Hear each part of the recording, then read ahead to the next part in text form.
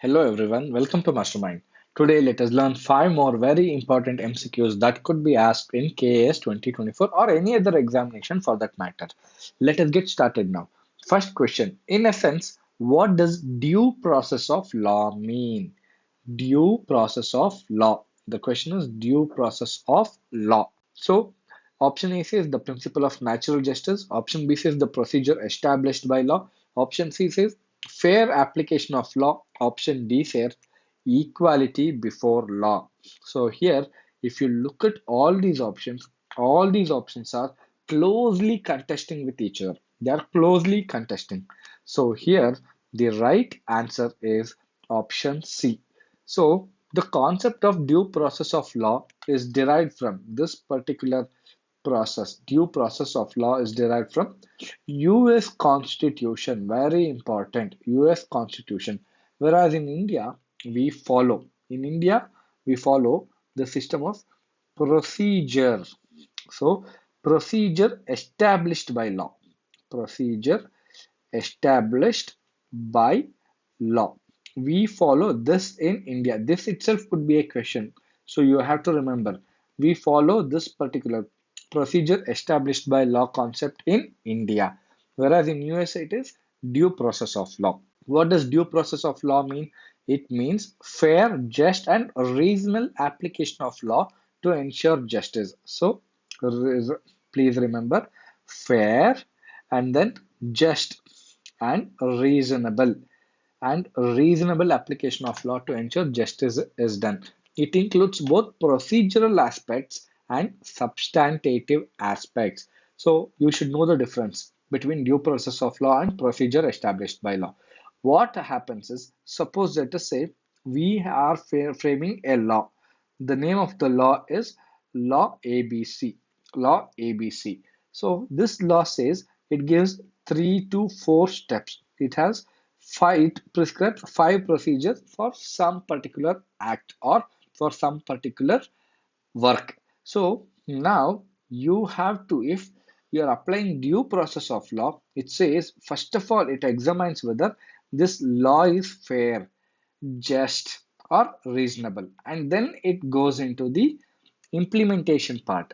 So and then it says that the process must be fair as well as law itself must be fair. First of all it says whether the law is fair or not, the law is justified or not, then it will look into the process. The process is fair or not, whether the process of application of law is fair or not. Whereas, in contrast, we follow procedure established by law in India. It ensures that only law is followed as long as it has been duly enacted.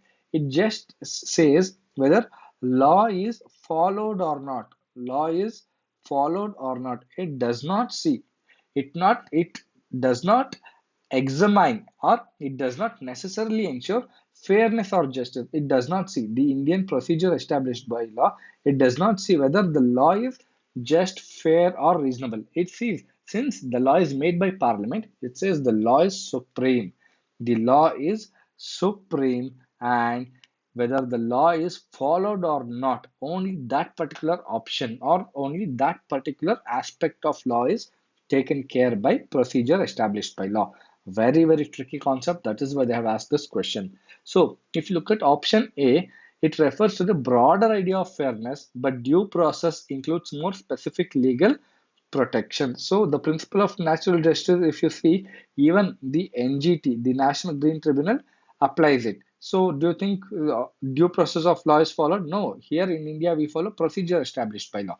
Therefore, you cannot say the principle of natural justice is the essence of due process of law. So in India, even NGT follows it.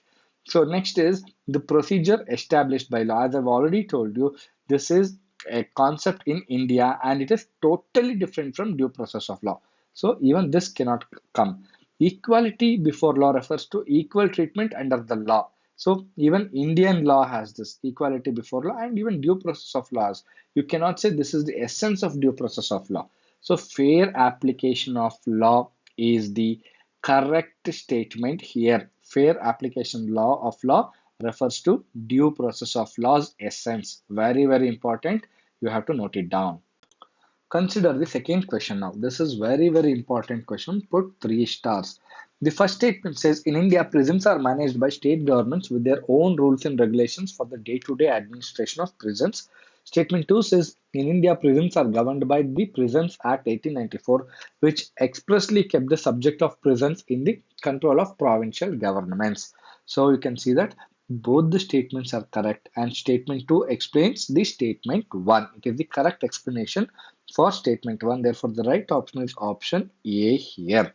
In India, prisons are managed by the state governments because prisons, prisons as well as persons detained therein, persons detained. That means the inmates of the jail, they both come under the state subject in the seventh schedule. They both come under state subject in the seventh schedule, and therefore the own rules and regulations for the day-to-day administration of prisons are made by the state governments. So the Karnataka rules and regulations may be different from Tamil Nadu, while both the rules may be different from that of Maharashtra or Goa. Therefore, you can say that prisons are managed by the state governments because they are under the state subject in the seventh schedule. Why is this? Because India is following the 130 years old Prisons Act 1894, which is an act that was made by the British before the independence. And prisons are governed by this particular act, which expressly kept the subject of prisons in the control of provincial governments, not the central government, but under the provincial government. The provincial governments in the pre-independence area is equivalent to that of states today in free India. Therefore, since India is following this particular act, the Colonial Act or the Pre-Independence Act of Prisons Act 1894, and since this act kept the prison under the control of provincial governments, the constitution makers or the law setters, even these people, they followed the same and gave the control of prisons to the state governments in the post-independent India. Third question says, which one of the following statements best reflects the chief purpose of the constitution of a country? So this question is very basic. It says, what is the chief purpose or aim of the constitution of a country? The primary aim of a constitution is to provide a framework for governance. So it provides a framework for governance. If you look at option A, it says it determines the objective for making of necessary laws. So this relates to lawmaking. This comes under lawmaking or legislation, which is actually not the primary function of the constitution, but the secondary, secondary objective or secondary function of the constitution. Option B says it enables the creation of political offices and a government. Again, it is a part of constitution's purpose, but not the chief purpose. It is one of the purposes, but it's not the chief aim or purpose of any constitution. Option D says it secures social justice, social equality, and social security. So these could be some of the goals. These could be some of the goals of the constitution, but it is not the primary purpose. The constitution can be there even without ensuring any of these things. However, the chief purpose of a constitution of the country is to define and limit the powers of the government. It serves as a supreme legal document of the land, defining the structure of the government, the powers and responsibilities of each branch, and limiting the powers of government to prevent abuse. While ensuring or securing social justice and equality is an important goal of many modern constitutions, the chief purpose of any constitution is to define and limit the powers of government. If you look at our constitution, even here, the Indian constitution also defines the powers of the government. It says how the government can get the power. It can get the power from the people of India. When can the government lose its power? When it loses the confidence of the lower house in the parliament. So all such things are very crucial, and this is why a constitution is required. First of all, and primarily, chiefly, it defines and limits the powers of the government. Very tricky question. So this is why if you when you solve such type of questions, your insights, your understanding of polity, it gets better. You can solve any kind of question in polity. That is why such questions are very important, and that is why we have such questions on Mastermind. Fourth question says, in India, which one of the following constitutional amendments was widely believed to be enacted to overcome the judicial interpretations of fundamental rights? So, very, very important and very tricky as well, because even if you know, you could be stuck between 42nd and 44th in the wake of national emergency. Now, 42nd and 44th, they are closely related to national emergency. So you might get confused since fundamental rights were breached by the government, either 42nd or 44th, and most of the people might come up with 44th amendment as the answer. But here the right option is option A, First Amendment. The first constitutional amendment of 1951. In the year 1951, the first constitutional amendment came, and it was enacted to address judicial interpretations that were seen as hindering the government's ability to enact certain social reform laws. Specifically, the amendment inserted Article 31B.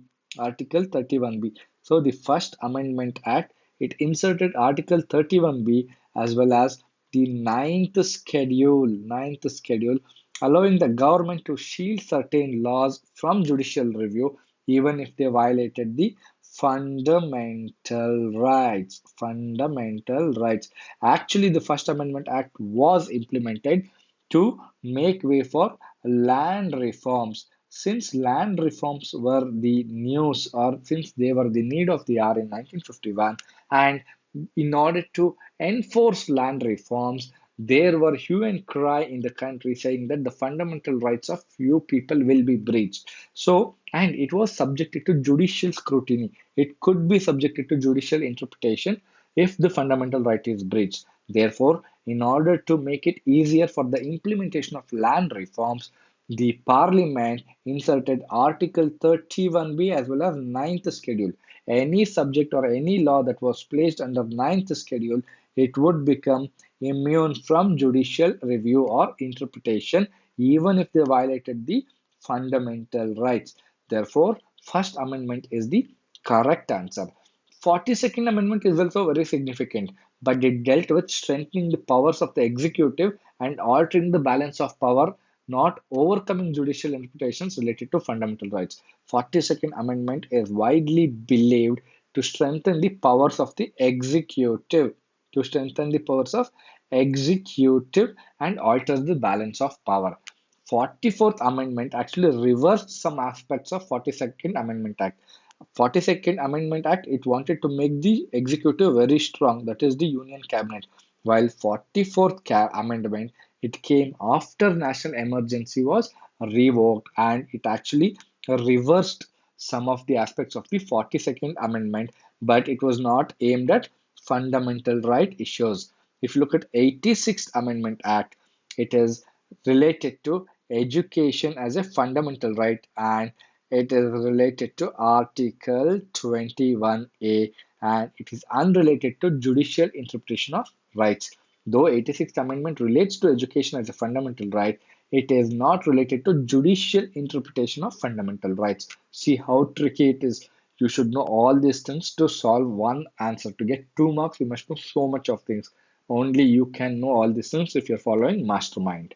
Fifth question for the day says, consider the following organization or bodies in India: National Commission for Backward Classes, National Human Rights Commission, National Law Commission, National Consumer Disputes Redressal Commission. So here the right option is option A, only one, because National Commission for Backward Classes NCBC was granted constitutional status by the 102nd Constitutional Amendment Act in the year 2018 by inserting the Article 338B. 338B. Very, very important factual questions. These are, you have to remember. 102nd Constitutional Amendment Act 2018 and under Article 338B. National Human Rights Commission is not a constitutional body. It is not a constitutional body because it is a statutory body established under the Protection of Human Rights Act 1993. Protection of Human Rights Act. So National Law Commission is an advisory body. Even this is not a constitutional body. Even this is not a constitutional body. It is an advisory body and it is neither statutory. It is neither statutory nor constitutional. Very, very important. You will get confused. It is neither statutory nor constitutional and it is established from time to time by the government. The next is National Consumer Disputes Redressal Commission is a statutory body, not constitutional. It is a statutory body. It is established under the Consumer Protection Act 1986. So only National Commission for Backward Classes is the constitutional body among these four. Even this was not constitutional body. It was a statutory body, but it was granted constitutional status by the 102nd Constitutional Amendment Act 2018 by inserting Article 338B. Therefore, the right option is option A, only one. See how many concepts you learned only by studying 5 questions. This is how you have to break down the informations that are within the questions, and this is how you will improve your knowledge about the subjects. This is how you will gain mass knowledge. You will gain huge knowledge, which is very, very essential to crack prelims. Till then, tata, bye bye, thank you. Let us meet again in the next part of the series.